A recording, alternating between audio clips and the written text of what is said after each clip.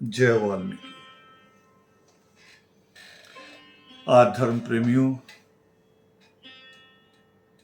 आज मैं आपके सामने जो सवालात लेके पेश हुआ हूं, ये कौम के सामने बहुत बड़ी समस्याएं हैं।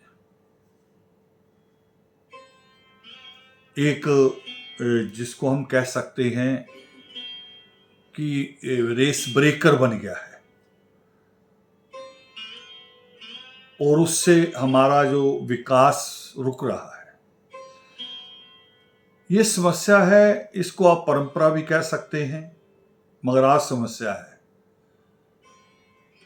वो है गोत्रों को लेके।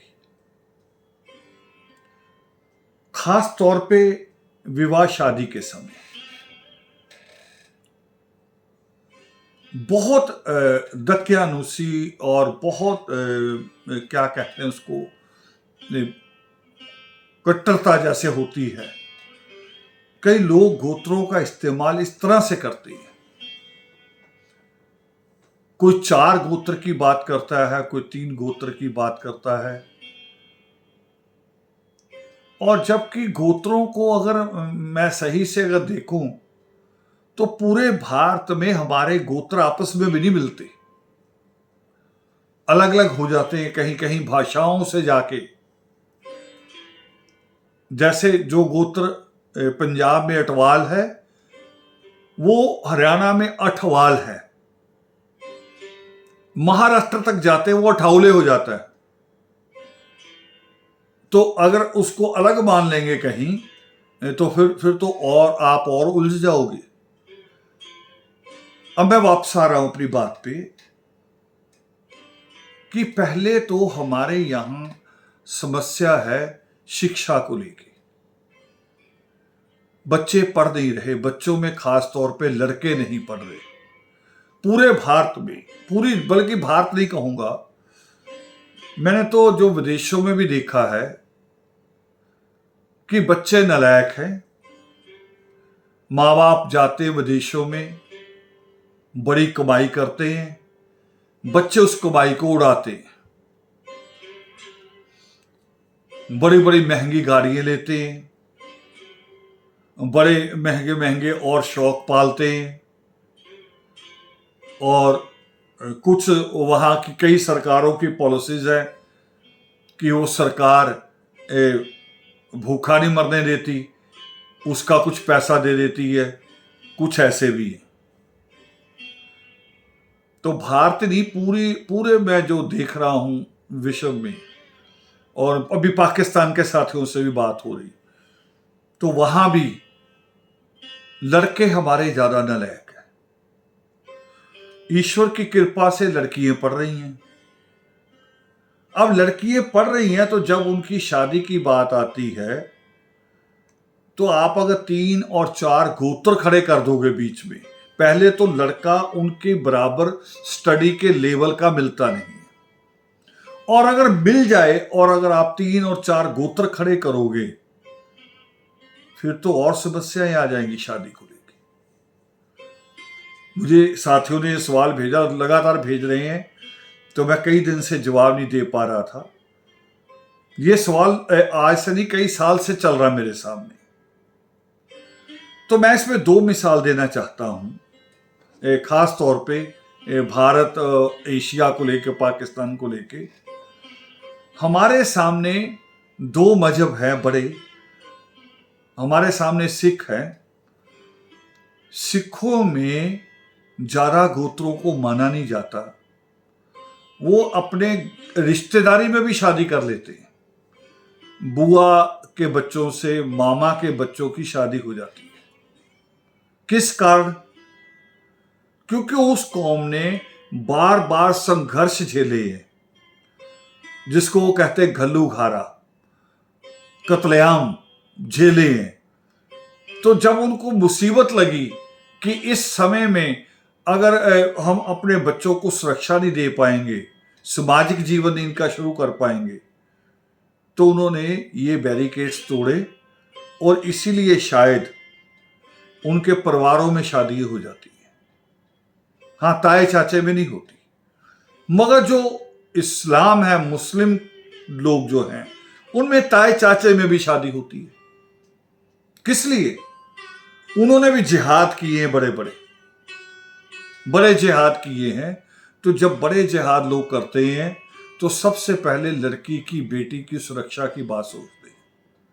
उन्होंने भी शायद यही अदब सोचा होगा कि अगर ज्यादा गोत्रों की ज्यादा बीच में शर्तें रखेंगे तो बच्चों की शादियां नहीं हो पाएंगी, और हम बच्चों की शादियां नहीं कर पाएंगे तो हम जिहाद नहीं कर पाएंगे, हम आंदोलन नहीं कर पाएंगे, हम धर्म युद्ध नहीं लड़ पाएंगे, हम इंसाफ की लड़ाइयां नहीं लड़ पाएंगे।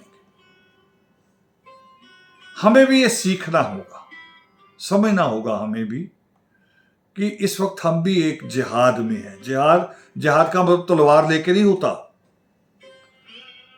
आंदोलन होता है ईमान को लेके, आपके धर्म को, आप अपने धर्म में रहते हुए, पूरे मर्यादित रहते हुए किसी आंदोलन को लड़ते हैं, उसको जिहाद कहा जाता है। तो हम भी आज जिहाद में हैं कि हम नरक से निकल के इंसान के जीवन में आना चाहते हैं। नरक का जीवन हम जी रहे हैं, गंदगी उठाने का जीवन हम जी रहे हैं, सीवर में डूब डूब के मर रहे हैं। उस नरक के जीवन से निकलकर हम स्कूल की तरफ, सृष्टिकर्ता वाल्मीकि दयावान की कलम की तरफ हम बढ़ना चाहते हैं। हमारा जिहाद कलम पकड़कर है। तो जब हम इस जिहाद को कर रहे हैं और लंबे लंबे गोत्र रखेंगे तो शादियां करनी मुश्किल होगी। दूसरा सवाल मेरे सामने आया कि ये हम जो लोग धर्म परिवर्तन कर लेते हैं, चाहे वो क्रिश्चियन बन जाते हैं, चाहे वो बौद्ध बन जाते हैं। हालांकि सवाल मेरे पास पाकिस्तान से आया, उस्मान जी का सवाल है ये, तो क्या हमें वहां शादियां करनी चाहिए? तो मैं कहता हूं कि बिल्कुल नहीं, बिल्कुल नहीं।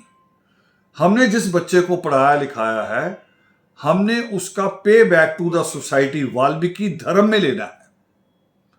अगर उसकी शादी दूसरे मजहब में जाके कर देंगे तो वो बच्चा जो है, उसका जो योगदान है, उसका जो हमें उसका वापस मिलना चाहिए कि वो कौम के लिए क्या करेगा, वो नहीं कर पाएगा।